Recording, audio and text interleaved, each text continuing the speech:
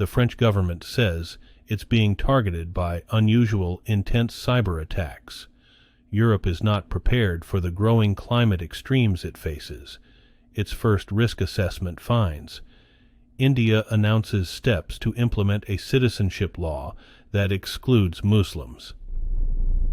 Today is Monday, March 12th, 2024, and this is the Dunkley Report International News. The French government says that several of its services are being targeted by cyber attacks of unprecedented intensity, and a special crisis center was activated to restore online services. In a statement, Prime Minister Gabriel Attal's office said the attacks started Sunday night and hit multiple government ministries without providing details. By Monday afternoon, it said, the impact of the attacks has been reduced for most services and access to government sites restored. A pro-Russian group of hackers called Anonymous Sudan claimed responsibility for the attacks in online posts. The government would not comment on the claim, or provide details of what was targeted or what damage might have been caused. Europe is facing growing climate risks and is unprepared.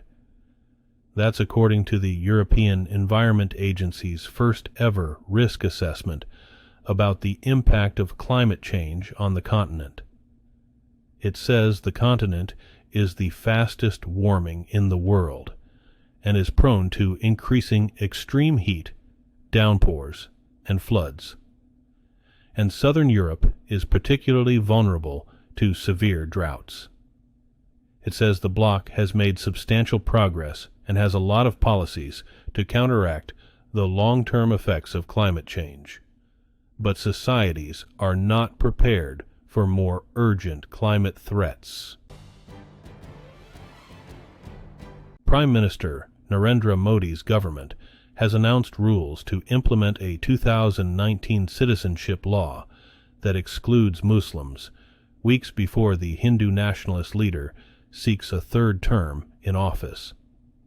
The Citizenship Amendment Act provides a fast track to naturalization for Hindus, Parsis, Sikhs, Buddhists, Jains, and Christians who fled to Hindu-majority India from Afghanistan, Bangladesh, and Pakistan before December 31, 2014. The law excludes Muslims, who are a majority in all three nations. The law was approved in 2019, but Modi's government had held off with its implementation after deadly protests broke out in capital New Delhi and elsewhere. Scores were killed during days of clashes. Minority Muslims in India worry the government could use the law to further marginalize them. The UN's preeminent body promoting equality for women and girls has opened its annual meeting with 5 male speakers in a row. The lineup made some of the men uneasy and was somewhat baffling to the hundreds of women who packed into the General Assembly chamber Monday. One of the men told the audience he had 2 choices: don't speak or stand up to support gender equality. Another said a female leader who was supposed to speak was absent for a family emergency. The first woman to address the audience was cheered. Another female speaker said, "I feel the energy in the room is getting better as we see more women coming to the stage." Sweden's national flag has been raised at NATO headquarters to cement the Nordic country's place as the 32nd member. The ceremony on Monday came more than 2 years after Russia's full-scale invasion of Ukraine, which persuaded Sweden's reluctant public to seek safety under the alliance's security umbrella. Swedish Prime Minister Ulf Kristersson, Crown Princess Victoria, and NATO Secretary-General Jens Stoltenberg, looked on Monday as two soldiers raised the blue banner, emblazoned with a yellow cross, among the official circle of national flags at the headquarters in Brussels. Sweden set aside decades of post-World War II neutrality when it formally joined NATO on March 7th. Finland joined last year, in another historic move, ending years of military non-alignment. The clergy sexual abuse scandal is slowly gathering steam in Italy. There is increasing media coverage, some criminal convictions, and the launch Monday of an investigative podcast dedicated to a case that tangentially involved Pope Francis. A Sicilian court last week convicted a priest of sexual violence and attempted sexual violence against 3 minors and sentenced him to 4.5 years in prison. It also held his diocese, Piazza Armerina, in Sicily, liable for separate civil damages and legal fees. That was a significant ruling given the influence the Catholic Church wields in all aspects of Italian society, particularly in small-town Sicily. China's National Congress has concluded its annual session with the usual show of near-unanimous support for the ruling Communist Party's blueprint for the year. The week-long event has highlighted how China's politics have become ever more calibrated to elevate leader Xi Jinping. Monday's agenda lacked the usual news conference by the premier, who in the past was largely in charge of economic affairs as the party's number 2 leader. It was the one time each year when journalists could directly question a top leader.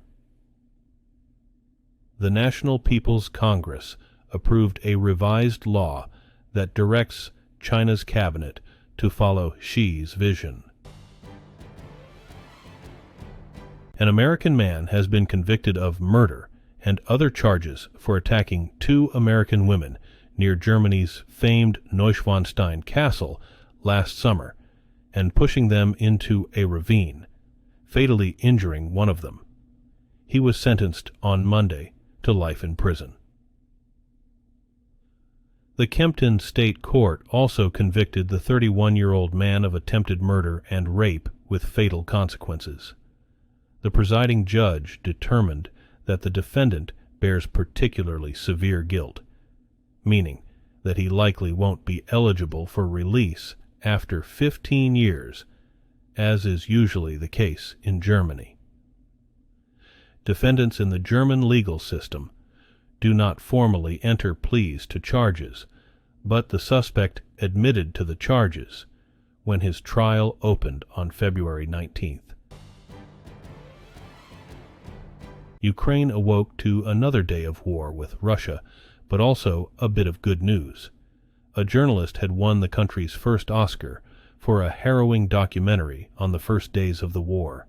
The film 20 Days in Mariupol by Associated Press journalist Mstislav Chernov won the Best Documentary Award.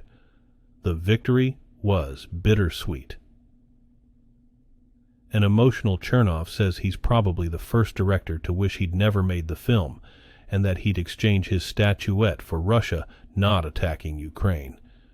The award was applauded at home for its message that Chernov had amplified from one of the world's biggest stages. The 19-member cabinet of Pakistan's newly elected Prime Minister Shahbaz Sharif has been sworn into office.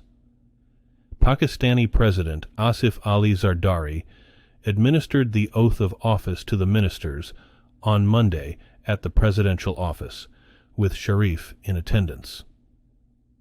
Later in the day, Sharif held the first meeting of his new cabinet and named several important posts. Sharif was elected as Prime Minister by the Parliament after his Pakistan Muslim League Party formed a coalition with several allies. Pakistan is battling an unrelenting economic crisis, regular power cuts, a surge in militant attacks, and a challenging relationship with neighboring Taliban-run Afghanistan. Thank you for joining us here at the Dunkley Report International News. Don't forget to like and subscribe for the latest breaking stories.